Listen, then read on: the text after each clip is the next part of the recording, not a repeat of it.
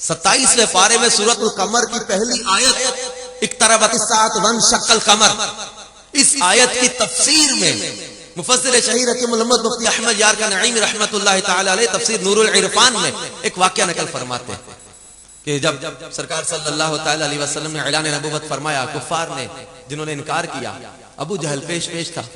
अबू जहल ने हबीब बिन मालिक यमनी को यमन से बुलवाया।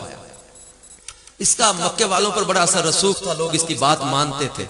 हबीब यमनी को बुलाया कि हबीब अपने मक्के वाले इन लोगों को समझाओ, ये तो इस्लाम कबूल करते चले जा रहे हैं, इनको रोको।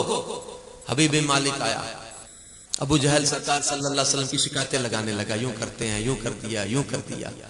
हबीब यमनी कहने लगा, जिनकी शिकायतें कर रहे हो उनको भी बुला लो, उनकी भी बात सुन लेते हैं, वो क्या कहते हैं। अब अबू जहल कहने लगा, नहीं नहीं नहीं, उनके सामने नहीं जाना। कहने लगा, क्यों? अबू जहल कहने लगा कि तुम उनके सामने गए तो फिर हमारे हाथ से तो गए, उनके सामने क्या होगा? कहने लगा कि जादू चला देंगे माज़अल्लाह। हबीब यमनी कहने लगा, मैं बात ही ऐसी लाया हूं जिस पर जादू चल ही नहीं सकता, वो काम ही वो कहूंगा जिस पर वो जादू कर ही नहीं सकेंगे। सरकार सल्लल्लाहु अलैहि वसल्लम को बुलाया गया, तशरीफ ले आए। हबीब यमनी कहने लगा कि आप कहते हैं मैं अल्लाह का नबी हूं, ये मक्के वाले लोग कहते हैं जो आप पर ईमान नहीं लाते, ये कहते हैं कि आप जादूगर हैं, जादू जमीन पर चलता है, आसमानों पर नहीं चलता।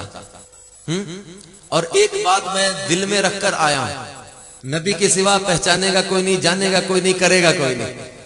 कहने लगा, दो बातें, अगर ये दो मोज़ात दिखा दे तो मैं आपको नबी मान लूं, क्योंकि चांद जो है वो ये आप मतलब इस पर जादू नहीं चल सकता। अल्लाह के महबूब सल्लल्लाहु ताला अलैहि वसल्लम ने इशारा फरमाया, चांद के नसीब चमक उठे, चांद की तो किस्मत चमक उठी, वो महबूब का इशारा मिल गया। वो चांद जो बचपन में महबूब के इशारों पे चलता रहा है, वो चांद जो सरकार के इशारों पे खेलता रहा है। हजरत अब्बास रज़ी अल्लाह तआला अर्ज़ किया था, या रसूल अल्लाह सल्लल्लाहु अलैहि वसल्लम, मैंने बचपन में आपका बड़ा कमाल देखा। फरमाया, क्या?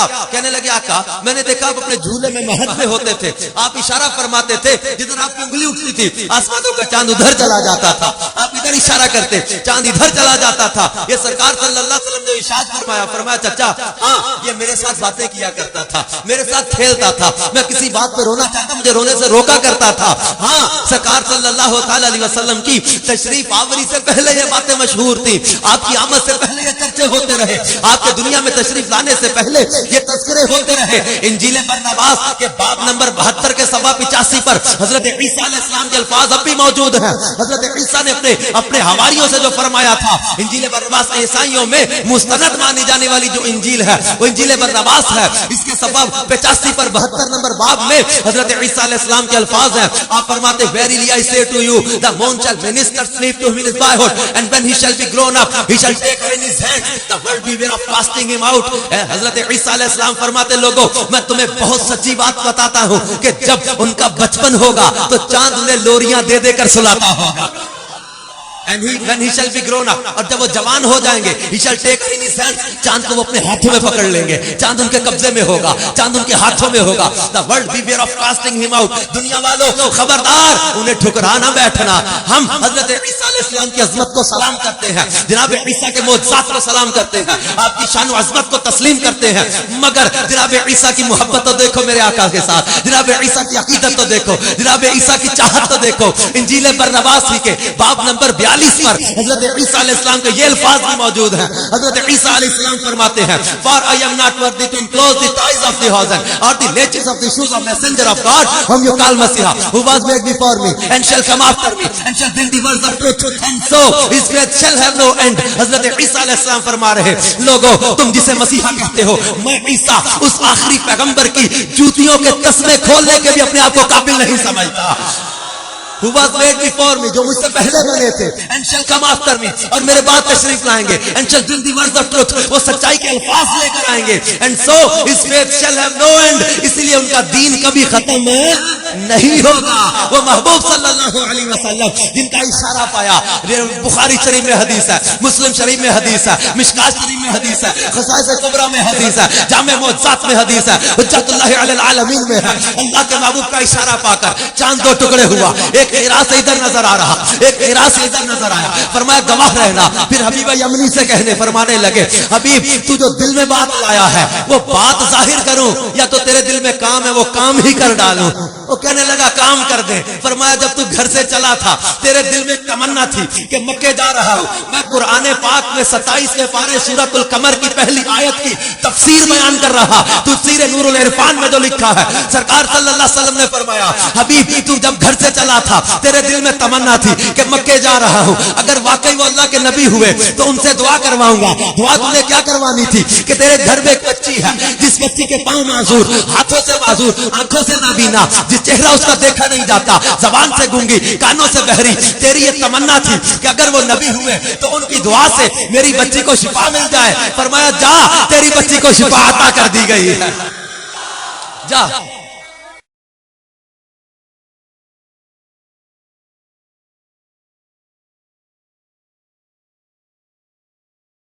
ہم نے چاند کو ٹکڑے ہوتے دیکھا بھی نہیں مانو گے. یہ میرے دل میں جو بات تھی میں نے کسی پر ظاہر نہیں کی تھی. نبی غیب کی خبریں بتانے والا اس کے سوا کون نبی ہوگا. سرکار دو عالم صلی اللہ تعالی علیہ وسلم کی بارگاہ میں اسلام قبول کر لیا. حبیب یمنی مسلمان ہو گئے. مکے سے چلے یمن آئے، گھر دروازہ کھٹکایا، دروازہ کھلا، بڑی پیاری بچی صحن میں کھیل رہی ہے. زوجہ کو آواز دی کس کی بچی ہے؟ کہنے لگی اپنی بیٹی کو نہیں پہچانتا. بچی پوچھتی ہے اماں یہ کون ہے؟ کہنے لگی بیٹی یہ تیرا بابا ہے، یہ مکے گیا ہوا تھا. اچھا. بچی اپنے باپ سے لپٹ گئی. اس کو یقین نہ آئے، دیکھے یقین نہ. بچی کہتی بابا کیا دیکھ رہے؟ کہتا ہے میں دیکھ رہا ہوں اتنی تبدیلی. بچی کہنے لگی بابا میں تجھ سے زیادہ خوش نصیب ہوں. کہنے لگا کیسے؟ کہنے لگی بابا میں تجھ سے زیادہ خوش بخت ہوں. کہنے لگا کیسے؟ کہنے لگی بابا تو گیا مکے، معجزے طلب کیے، معجزے دیکھے، معجزے دیکھ کر مسلمان ہوا، اور مجھے اس زلفوں والے نے آ کر کلمہ پڑھا کے مسلمان کر دیا. وہ کہنے لگا کیسے؟ کہنے لگی ماں بتاتی ہے کہ چاند ٹکڑے ہو گیا تھا اس رات، چاند کو ٹکڑے ہوا. اس کے بعد وہ کہتی میں نے نور ہی نور دیکھا.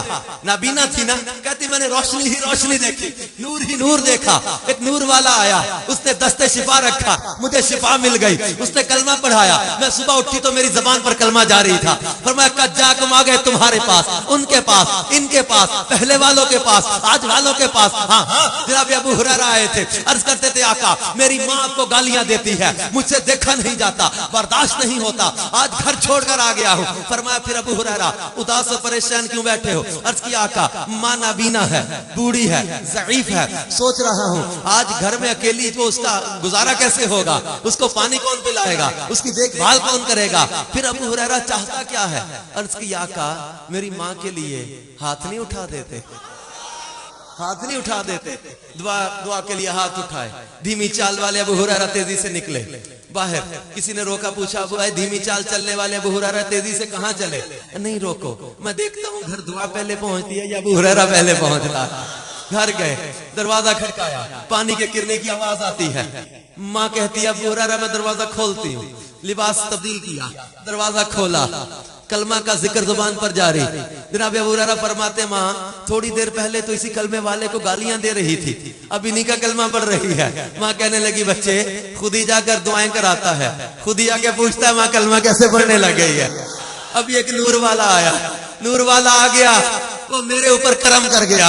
ہاں ہاں کس کس کے پاس؟ میں کجا تم آ گئے تمہارے پاس. کس کس کے پاس؟ جناب امام بوصیری رحمت اللہ تعالی علیہ 12 سال فالج کے مرض میں مبتلا رہے، تکلیف پریشانی. ایک رات عشاء کے وقت میں ایسی تکلیف اٹھانا پڑی کہ غم کی کیفیت میں مدینہ المنورہ کی طرف چہرہ کر کے بارگاہ رسالت میں استغاثہ کرنے لگے. اپنا کلام لکھا مولا یا صلی وسلم دائما ابدا علی حبیبک خیر الخلق کلہم، اور اس میں محبوب کی تعریف کی، اوصاف بیان کیے، حسن و جمال کا تذکرہ کیا. محمد سید الکونین والثقلین والفریقین من عرب و من عجم.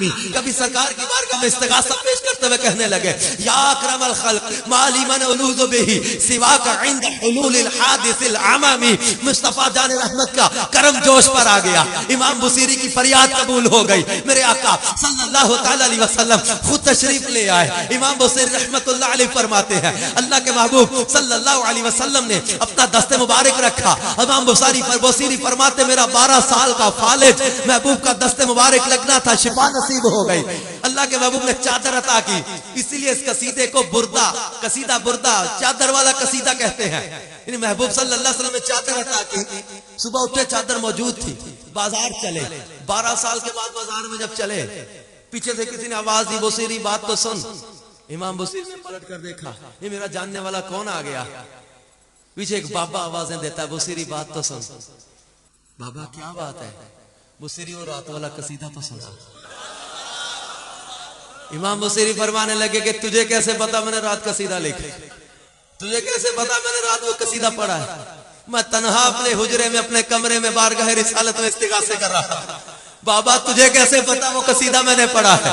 بابا کہنے لگا جب حاکم اپنے علاقوں کی طرف چلتا ہے نا تو اس کے جو خاص ملازم ہوتے ہیں انہیں اطلاع کر دی جاتی ہے, اسے انہیں اطلاع ہو جاتی ہے. بصیری جب تیری حویلی پر کرم ہوا, اللہ کے محبوب تشریف لائے نا تو شہر کے جتنے بابے تھے, جتنے مجذوب تھے, سارے تیری گلی میں سوالی بن کر بیٹھے تھے. سرکار ادھر بھی کرم کی نظر فرماتے چلے جائیں, سرکار ادھر بھی کرم کی نظر فرماتے چلے جائیں.